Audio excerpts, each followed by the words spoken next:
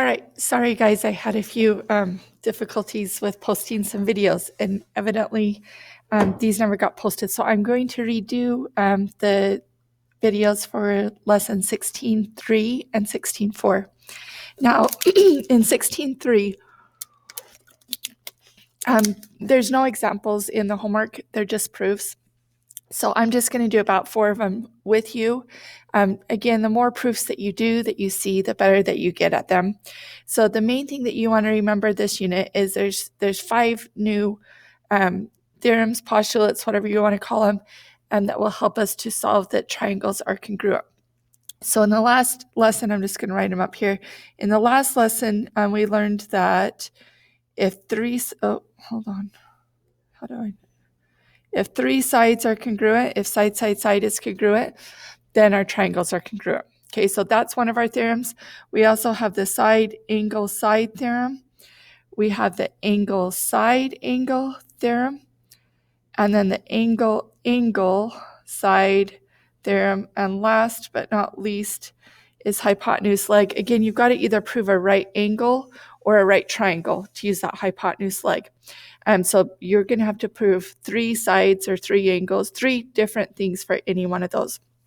So let's look at this question number 1 on our proof sheet. Oh, where'd it go?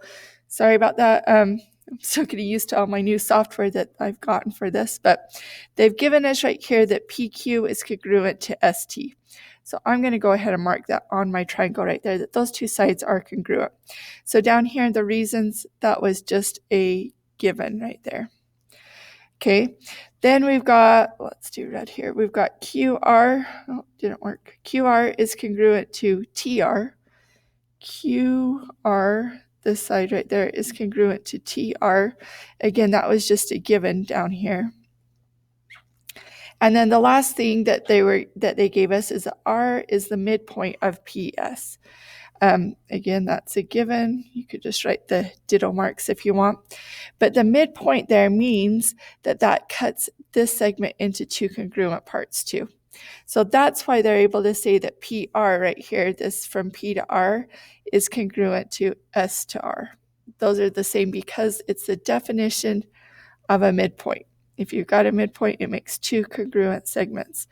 Definition of midpoint.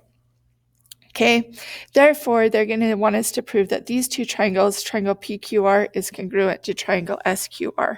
So again, we go up here to our 5 different reasons that we have, and we notice that they've given us 3 sides. We know no angles.